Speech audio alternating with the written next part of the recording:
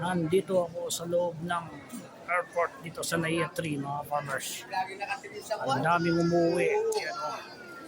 Ang daming umuwi ng mga kababayan natin galing na iba't ibang bansa. Yan doon, naghihintay sila ng flight nila mga farmers.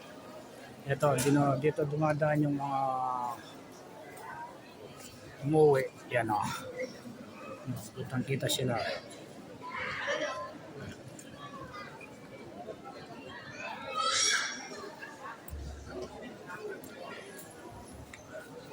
Ako naman ito, nag-aliwaliw.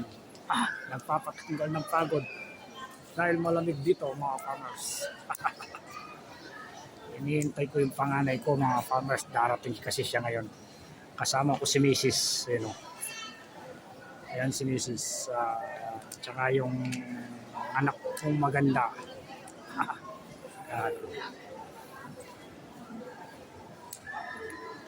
Doon. Ayun, yung mga bumababa sa aeroplano. Diyan sila nag-exit.